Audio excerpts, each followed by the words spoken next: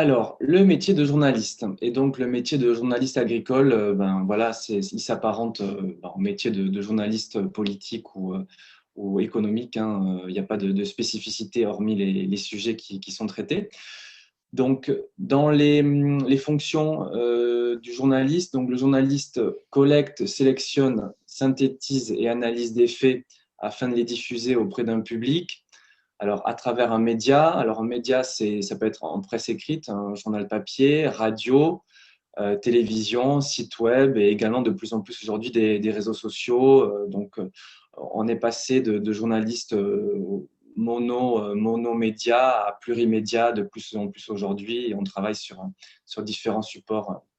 En tout cas, c'est ce qui se développe depuis déjà plusieurs années. Alors, généralement, les journalistes sont spécialisés dans un domaine en particulier.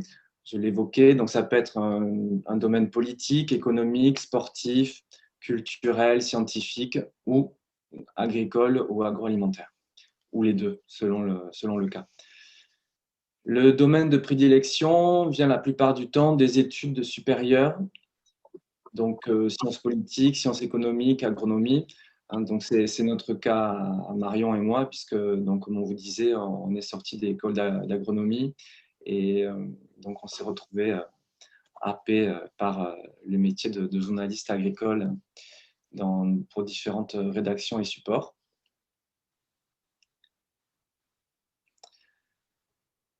Alors, le métier de journaliste agricole ou donc sur l'alimentation. Donc, ça peut être, on peut travailler soit dans un média de presse généraliste ou dans un média spécialisé en presse professionnelle. Donc, en presse généraliste, le journaliste en charge des sujets liés à l'agriculture et à l'alimentation est généralement rattaché au service économie. Je pense par exemple au journal Les Échos, qui est une bonne illustration, hein. La journaliste qui suit depuis très longtemps les sujets est rattachée au service économie, mais en plus industrie. Je pense également à l'usine Nouvelle, au journal Le Monde aussi, où la journaliste agriculture alimentation est rattachée au service éco. Le journaliste traite les sujets avec une visée grand public et s'attache plus particulièrement aux questions liées à l'alimentation, à l'environnement et aux demandes sociétales. Donc, effectivement, la spécificité, la particularité, c'est quand on parle de journaliste agricole, on traite, enfin, pas que l'agriculture et pas que les champs, hein, c'est quand même voilà, un petit peu plus large.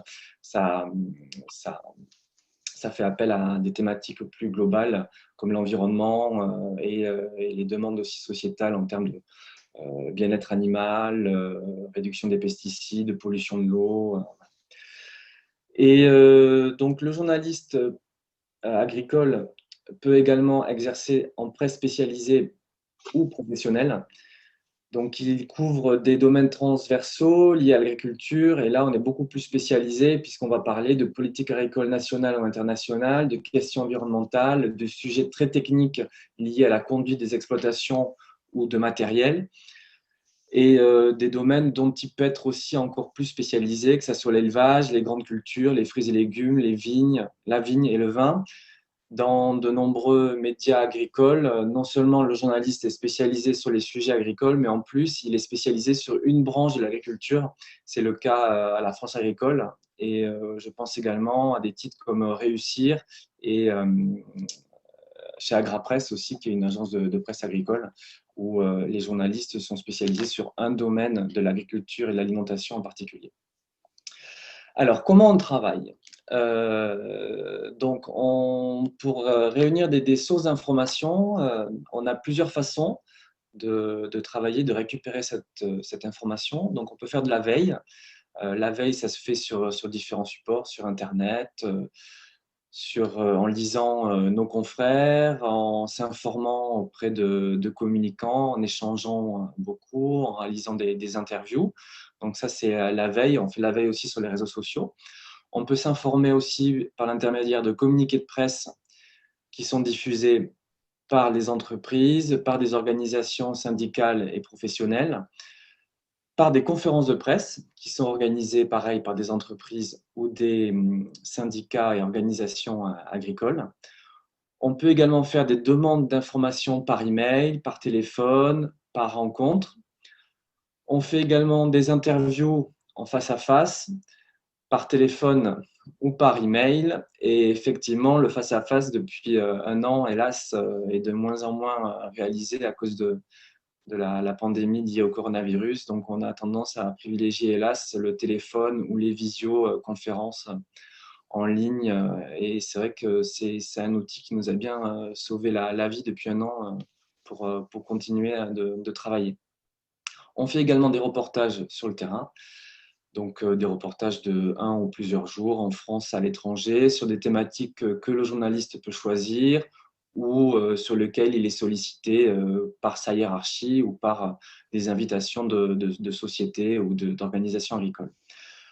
On fait également des prises de photos, le cas échéant, la réalisation de films vidéo. Et vient ensuite, après tout ça, le temps de l'analyse et de l'écriture et du montage pour les films et les vidéos. L'environnement de travail. Donc, il y a, on va dire, 2 grands environnements de travail. Ça peut être soit dans une rédaction, donc le journaliste est salarié. C'est mon cas puisque je ne l'ai pas précisé, mais je travaille dans un journal agricole qui s'appelle Le Betteravier Français. Donc, on est rattaché à une rédaction, on réalise un travail collectif d'équipe, on assiste ou on organise une conférence de rédaction où tous les journalistes sont invités à participer, à parler de leur sujet en cours, et on réalise des menus prévisionnels de sujets euh, pour organiser la semaine, le travail tout au long des journées du travail de journaliste. Et puis donc ça peut être aussi le cas, le deuxième environnement de travail, c'est celui de pigiste. Donc je vais laisser Marion présenter cette partie-là puisque ça la concerne directement. Oui, effectivement. Donc, un pigiste, il n'est pas rattaché à une rédaction, même si en général, en fait, une fois qu'on commence à collaborer avec certaines rédactions, c'est relativement régulier. Donc, soit c'est les rédactions qui contactent les pigistes directement parce que ils ont une surcharge de travail ponctuelle ou pour des sujets qui sont très spécialisés parce que ça les intéresse d'aller chercher une compétence ailleurs. Par exemple, ça peut arriver un journal généraliste aille chercher un journaliste qui travaille dans l'agriculture la majeure partie du temps, parce qu'ils ont un sujet agricole à faire et que c'est plus simple de faire appel à quelqu'un qui connaît déjà le secteur. Et puis après, il y a toute la partie proposition de sujet. Donc là, en gros, le travail du pigiste, c'est aussi de se tenir au courant de ce qui se passe, soit en local, soit dans son secteur un peu spécifique, selon si le pigiste il est plutôt avec des titres régionaux ou avec des titres nationaux, par exemple. Voilà, de se tenir au courant de l'actualité, de chercher voilà, des reportages à faire, des sujets. Et puis ensuite, il va proposer à une ou plusieurs rédactions ce sujet-là. Donc voilà, il y a ce travail un peu de vente de son sujet où il faut que ça ait l'air intéressant pour les rédactions. Et donc toi, Marion, tu as connu ce que tu disais, la partie à la fois rédaction et puis aujourd'hui pigiste. Donc tu as ces deux casquettes à ton Oui, c'est actif. ça. Voilà, enfin, le travail en tant que tel reste le même. Après, les conditions de travail sont quand même assez différentes parce que, avec des avantages et des inconvénients, mais on pourra y revenir. Mais en tant que pigiste, on est libre, on peut travailler un peu sur les sujets qu'on veut. Par contre, déjà, on n'est pas sûr d'avoir du travail.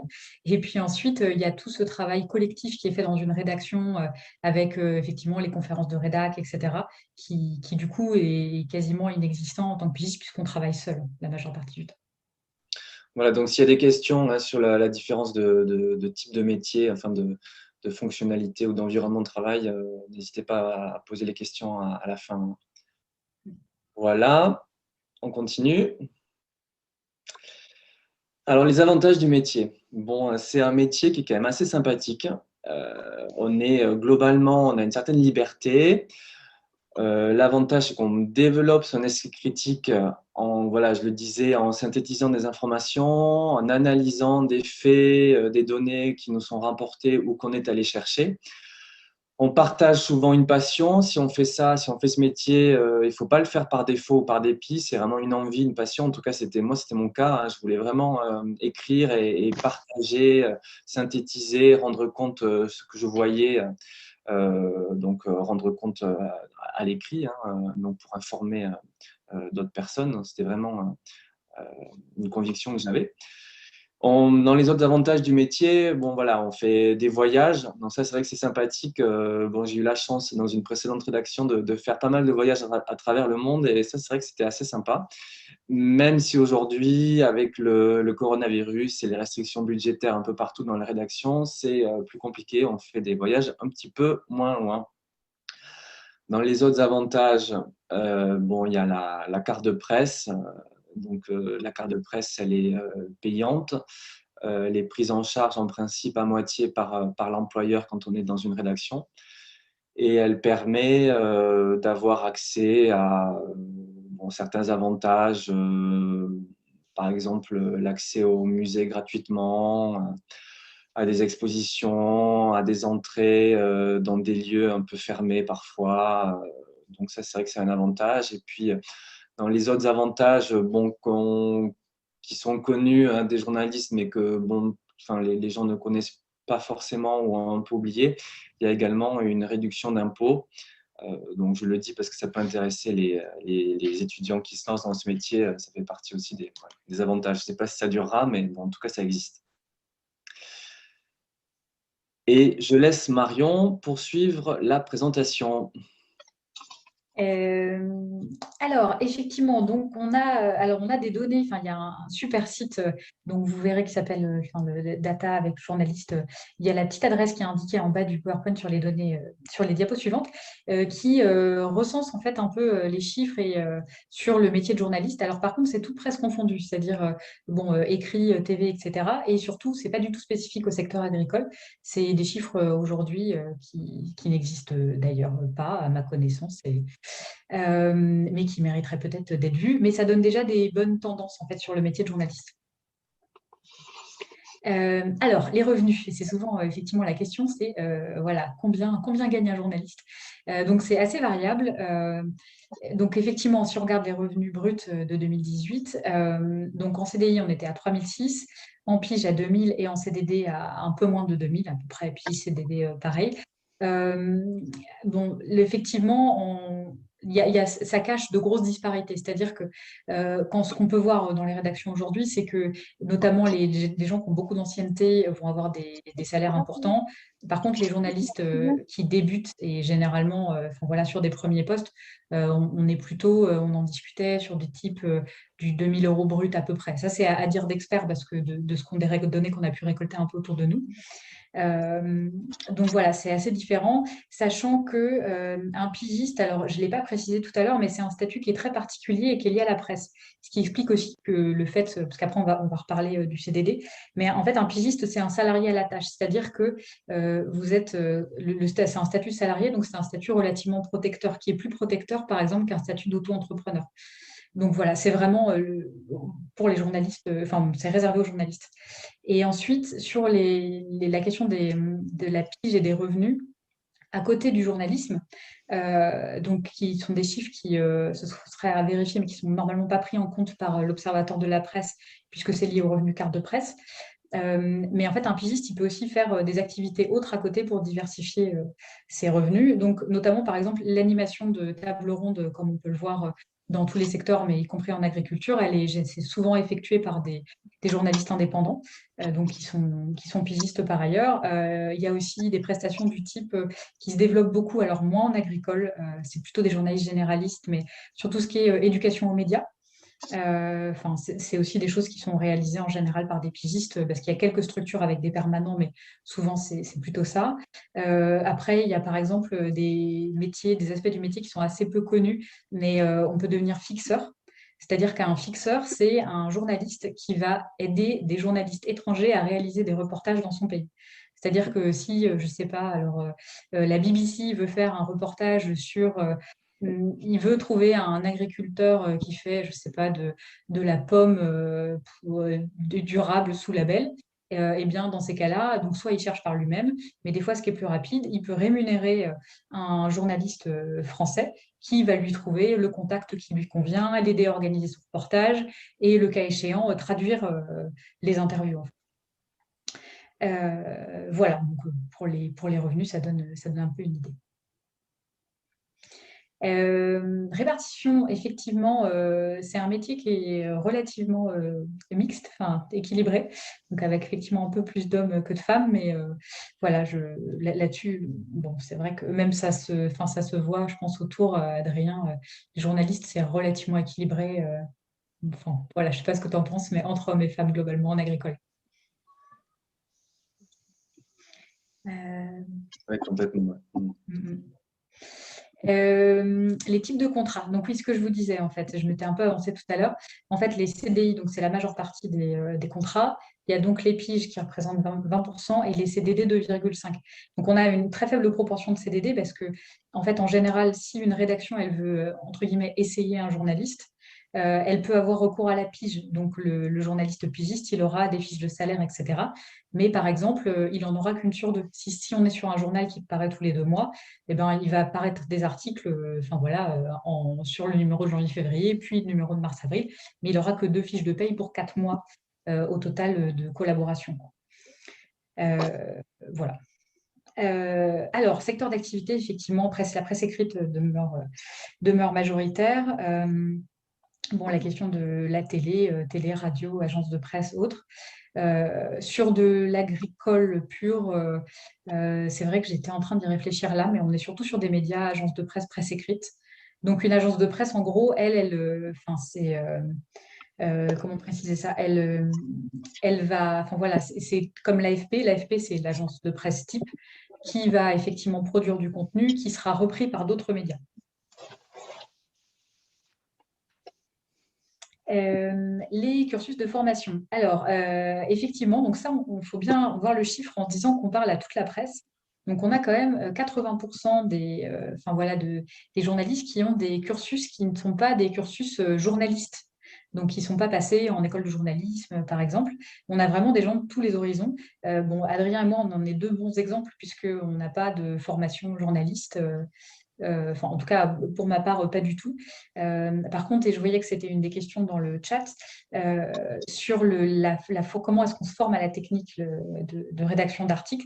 Ben, pour ma part, effectivement, je suis rentrée directement en rédaction après une école d'ingé, mais ensuite, enfin, il y a des possibilités de formation, donc, notamment au Centre de formation des journalistes à Paris, qui propose, par exemple, des choses assez basiques. Il y a la formation de base, c'est 15 jours de formation, enfin 2 fois 5 jours sur écrire pour être lu. Et on a vraiment les bases de voilà, ben, comment est-ce qu'on construit un article, comment est-ce qu'on le rend intéressant, comment est-ce que, enfin voilà, on creuse tout ça. Vas-y Adrien, tu voulais ajouter quelque Non, chose? oui, parce que je l'ai faite aussi, ouais, cette Ouais. formation. Ça peut se passer, je pense. Mm. Ouais. Mm. Qui est très bien hein, d'ailleurs. Hein, Ouais, complètement, ouais. ouais. Et effectivement, on y croise dans ces formations des gens qui viennent de tout horizon. Hein. Il y a, enfin, voilà, la presse spécialisée a tendance à embaucher plutôt des gens du secteur d'activité que des journalistes généralistes et de les former. Donc, c'est vraiment le cas sur l'agriculture. C'est-à-dire que je pense qu'à 95%, peut-être 90%, les journalistes agricoles aujourd'hui sont des gens qui ont plutôt un cursus agricole qu'un cursus journaliste et qui se sont ensuite formés à l'agriculture. Mais parce que c'est un secteur d'activité qui est quand même assez spécifique et qu'il y a beaucoup de titres, notamment sur ce que disait Adrien tout à l'heure, sur les journalistes qui sont spécialisés, par exemple, en élevage ou autre, où on va demander une technicité qui est très importante. Et c'est vrai qu'aller faire un article sur la gestion des mammites quand on n'a aucune idée de ce que c'est l'élevage laitier, ça se fait, hein, mais je pense que c'est compliqué. Après, Euh, pardon, Marion, moi, quand je suis sorti d'école d'ingénieur, honnêtement, mes connaissances finalement agricoles, au niveau des organisations agricoles, en tout cas, c'est assez important hein, quand on est journaliste agricole. Donc, mes connaissances sur ce domaine-là étaient assez limitées et j'ai beaucoup appris sur le tas, hein, vraiment. Donc, voilà, c'est pas, si on ne connaît pas forcément les problèmes des mammites tout de suite, on va l'apprendre sur le tas, c'est ce que je voulais dire. Oui, oui, oui, non, c'est ça. Il ne faut pas considérer que c'est un critère limitant. Hein. C'est vrai que, non, non, et pareil pour les techniques journalistiques. Hein. Il y a beaucoup de choses qu'on apprend aussi sur le tas. Ben voilà, on le fait en écrivant et puis en interviewant. Une fois qu'on a les grands principes en tête, effectivement, on se forme sur le tas. Eh bien voilà, je pense que ça fait déjà un bon tour. Ah oui, peut-être sur la formation, il existe, alors voilà, probablement encore des masters journalistes et il y a des ingénieurs agro qui décident aussi de finir leur formation avec un master spé. pour pouvoir se former au journalisme avant de rentrer sur le marché du travail. Après, on peut tout à fait faire sans aussi. Alors, on va prendre des questions. Je vois qu'il y en a déjà pas mal qui sont arrivées.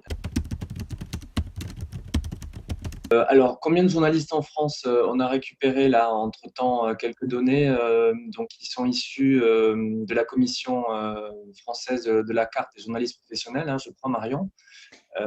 Donc, il y a 35 000 journalistes professionnels titulaires de la carte de presse en France. Corrige-moi si je me trompe, Marion. Voilà, c'est ça. Et alors, on estime que là-dessus, donc il n'y a pas de données disons, très précises et très fiables. On estime qu'il y aurait environ 300 à 400 journalistes agricoles en France. Donc, on n'est pas nombreux. Après, il y a des journalistes agricoles purs et durs.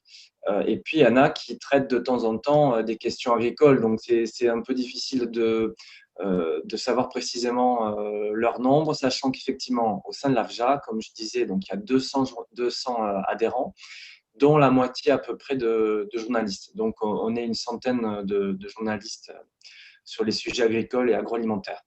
Après, est-ce que c'est beaucoup ou pas? C'est quand même, compte tenu aujourd'hui du poids de l'agriculture dans l'économie française qui a beaucoup réduit, hein, quand même, on est une force importante du nombre de journalistes, hein. Si on regarde aujourd'hui l'industrie globale, euh, bon, voilà, on est quand même bien représenté. Si on regarde la chimie, d'autres secteurs, la pharmacie ou le luxe, qui sont des secteurs qui comptent beaucoup dans l'économie française, l'aéronautique, l'agriculture et l'agroalimentaire sont bien représentés en termes de titres agricoles, de journaux et de titres agroalimentaires quand même. Voilà, donc on garde une force parce que historiquement, les agriculteurs lisaient beaucoup et continuent à lire beaucoup, à s'informer, hein, voilà. Oui, oui, c'est ça. C'est-à-dire que non seulement enfin, les journaux proposent de l'information politique sur le contexte, l'actualité, etc., mais en plus de ça, il y a vraiment cette information technique qui, je pense, est un peu un marqueur spécifique au journalisme agricole et qui est peut-être moins le cas, du moins dans certains secteurs. Voilà, juste un petit point sur la question de la carte de presse. Donc les 35 000, là, donc c'est le chiffre, le dernier chiffre de la commission de la carte de presse qui date de 2018. Euh, pour pouvoir avoir la carte de presse, il faut que plus de 50% de ses revenus soient issus du journalisme.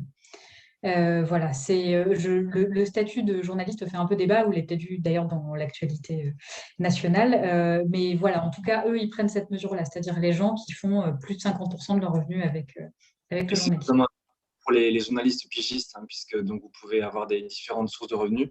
Donc, il est important qu'il y ait plus de 50% de vos revenus qui soient issus de médias pour avoir la carte de presse. Quand on est salarié dans un groupe de presse ou dans un journal, effectivement, c'est différent, puisque, en l'occurrence, l'essentiel là, du revenu vient du métier de journaliste.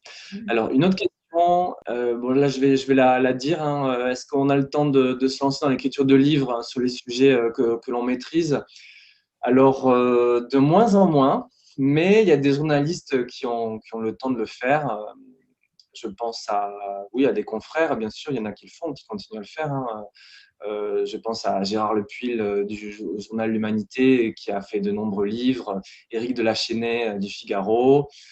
J'en oublie. Marion, est-ce que tu peux m'aider, ou Christophe? Oui, bah, il y a eu Elsa Casalegno qui était à la France Agricole, qui a fait un article, un journal un livre sur les cartels du lait pour Ouais. dénoncer le système. Mais oui, effectivement, c'est très très chronophage et c'est sûr que c'est pas les idées qui manquent, hein, globalement, c'est plutôt le temps de la réalisation. Voilà, ça prend beaucoup de temps de faire l'enquête, beaucoup de temps de rédiger et c'est sûr que s'il faut être honnête aussi, pardon, économiquement, c'est clairement pas l'activité la plus rentable. Ouais. Maëlle Giédoin, une petite question. Est-ce que vous voulez prendre la parole? Oui, bonjour. En fait, j'avais une question parce que j'ai toujours entendu dire que le métier de pigiste, c'était un métier qui demandait une charge de travail énorme pour réussir à en tirer un revenu décent. Alors, enfin voilà, je me posais des questions sur les charges de travail des postes dont vous avez parlé, en fait. Effectivement, ça dépend après de ce que chacun, enfin, enfin, le revenu décent, effectivement, Bon, en agricole, c'est peut-être un peu moins le cas parce que globalement, la concurrence est un peu moins rude que sur le journalisme généraliste et ça paye peut-être un peu mieux aussi. Après, c'est sûr que bon, c'est un peu, en gros, on gère sa charge de travail. En gros, moins on travaille, de toute façon, moins on gagne d'argent. C'est sûr que j'ai des collègues en presse généraliste qui travaillent sur du 3, 4, 5 jours parce qu'ils n'ont pas assez de commandes et qui, du coup, peinent à se dégager un SMIC. Donc, c'est compliqué. Euh, bon, ouais, c'est très variable. C'est vrai que moi, j'ai pas l'impression de. Enfin, moi, je me dégage un revenu tout à fait correct. J'ai pas l'impression de bosser comme une folle. Je pense que je fais quand même des gros horaires. Mais en fait, j'adore ce que je fais. Donc, je suis pas du tout un bon exemple, je pense. Mais je réfléchis un peu aux collègues autour de moi et je pense que l'objectif, c'est plutôt de se dire d'avoir un réseau, une fois qu'on a un réseau bien installé, qu'on a des collaborations régulières avec des gens qui ne payent pas trop mal, parce que c'est ça aussi, on peut tout à fait faire une semaine à 35 heures de façon correcte et tirer un revenu tout à fait correct. Pour compléter, dans les rédactions, le temps de travail, bon, ça varie beaucoup, hein, ça varie effectivement selon les postes. Bien évidemment, on n'est pas aux 35 heures et il faut savoir avoir des horaires un peu souples, justement quand on part en reportage sur plusieurs jours, se lever tôt, rentrer tard pour des interviews. Il y a aussi une partie qu'on n'a pas trop évoquée. Bon, là, c'est vrai que depuis un an, on ne le fait plus trop, mais quand on est journaliste, il y a une petite partie un petit peu de mondanité. Pareil dans la communication où là, du coup, bah, on fait voilà, des cocktails, des déjeuners un petit peu le soir, des dîners parfois. Donc, effectivement, on ne regarde pas trop toujours ces horaires, quoi. Voilà. Je pense qu'effectivement, c'est dit, le réseau, c'est quand même le point numéro un. Enfin, moi, ça m'a beaucoup aidé parce que du coup, j'avais passé du temps en rédac et que je connaissais énormément de monde et c'est plus simple de venir proposer un sujet quand on connaît. Alors après, ça n'empêche pas de proposer des sujets dans des rédactions où on ne connaît personne, mais du coup, il faut, enfin, voilà, faut un peu y aller, quoi. C'est plus compliqué. Après, je dirais qu'il faut bien choisir sa région. En gros, les journaux sont généralement preneurs de. Je ne sais pas quel pigiste vous travaillez, dans quel coin de la France, mais en gros, il y a des régions où il y a beaucoup de monde. Alors, moi, je suis dans un coin, par exemple, les Pays de Loire, où on est énormément de journalistes pigistes spécialisés sur le secteur agricole. Il y a des régions où il n'y a personne. Et du coup, clairement, une région où il n'y a personne et vous arrivez en présentant des papiers issus des reportages chez des agris de la région à des rédactions, ils vont être super preneurs, quoi. Donc, ouais, je dirais effectivement réseau, géographie, et puis après, avoir une spécificité, ça aide aussi. Moi, je suis spécialisée pas mal sur les questions sur les produits phyto, et c'est vrai que du coup, on n'est pas forcément tant que ça. Et donc, du coup, ça m'a aidé aussi à me faire avoir des commandes sur ces sujets-là, parce que les gens, ils pensaient à moi, parce que j'avais un peu une particularité là-dessus. Tu avais une autre question, je vois, où tu demandais est-ce qu'il existe des formations spécifiques pour devenir rédacteur en chef? Alors, à ma connaissance, non. Là, c'est surtout par l'ancienneté, par les compétences. Donc, les compétences, bah, c'est l'analyse, hein, puis savoir aussi gérer une équipe, qualité d'écriture, euh, voilà, savoir chercher de la bonne information, savoir bien la restituer. Puis après, il y a toute la partie voilà, management, encadrement qui est important. Et après, ça, il y a des formations là-dessus, oui, sur le management et l'encadrement, bien sûr. C'est compliqué, je pense, de rentrer aujourd'hui sans connaître personne, hein. Donc, comme le disait Marion, ça passe beaucoup par le réseau. La meilleure solution pour rentrer dans une rédaction et commencer à se faire connaître, c'est de commencer soit en stage, donc là, c'est un peu tard, je pense, pour vous, et sinon, de faire une formation en alternance. Là, ça marche bien, un contrat d'alternance, professionnalisation. Là, ça permet d'être un an ou deux en rédaction. Donc là, je pense que c'est des choses qui peuvent vous intéresser. Moi, je sais qu'au Betteravier français, là, actuellement, on a une personne en alternance et elle est avec nous pendant un an. Elle suit des cours à l'extérieur. Et là, bah, du coup, elle va commencer à se faire connaître, à acquérir une expérience et à se faire un nom progressivement et donc à créer progressivement son réseau. Donc, c'est vraiment comme ça que ça passe. Enfin, en tout cas, c'est mon point de vue. Je sais pas, Marion, Ouais, ouais, ouais, effectivement, l'alternance. Enfin, moi, du coup, j'avais déjà discuté, c'est des questions effectivement qu'on a pu me poser par ailleurs, effectivement, comment est-ce qu'on rentre en ayant fait un cursus à côté. Les exemples que j'ai eus, effectivement, c'est des gens qui sont passés par des cursus en alternance parce que c'est pas mal, ça permet de remettre un pied dedans. Et puis, une fois qu'on est en rédac, après, après, ça n'empêche effectivement de toujours guetter les offres d'emploi, notamment sur des remplacements en CDD, remplacements congé mat, ce genre de choses, sur quelques mois dans les rédactions. Euh, on en voit quand même passer assez régulièrement. Enfin, voilà. Et puis l'idéal, je ne sais pas dans quelle branche du conseil vous êtes, mais c'est toujours de pouvoir exploiter les compétences du secteur que vous connaissez techniquement pour pouvoir rentrer dans un journal qui serait susceptible de travailler ces sujets-là. Exactement, exactement. Et je rappelle juste que l'AFJA relaie régulièrement des offres d'emploi, que ça soit sur le journalisme ou sur la communication agricole aussi, hein, quand il y a des entreprises qui recrutent CDI, stage ou CDD. Donc, l'AFJA relaie à ses membres.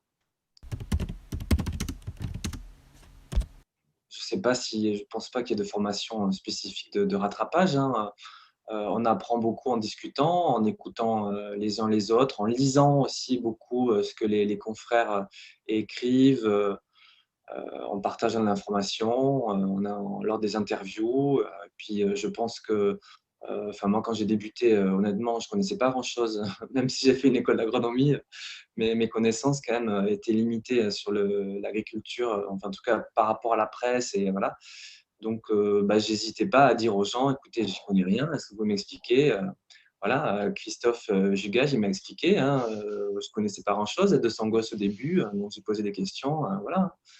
Marion, est-ce que tu peux... Ouais, moi je te rejoins. Enfin, honnêtement, je ne pense pas que tu partes, enfin, qu'il y ait, enfin, moi, je connaissais effectivement vraiment pas grand-chose non plus. Alors, j'ai eu la chance d'être embauchée sur un poste qui traitait de ma spécialisation, donc j'avais un petit peu de bagage technique au moins là-dessus. Mais là, en tant que pigiste, je travaille sur des domaines sur lesquels enfin, typiquement l'élevage, c'est quelque chose sur lequel je me forme complètement. Moi, j'ai surtout travaillé en production végétale. Mais après, on apprend tous les jours. Enfin, je pense que tu le vois bien au quotidien aussi. Et c'est d'ailleurs moi pour ça que j'adore mon boulot, hein, c'est que tous les jours, j'apprends des nouveaux trucs. Retrouvez l'actualité de l'AFJA sur www.afja-asso.fr.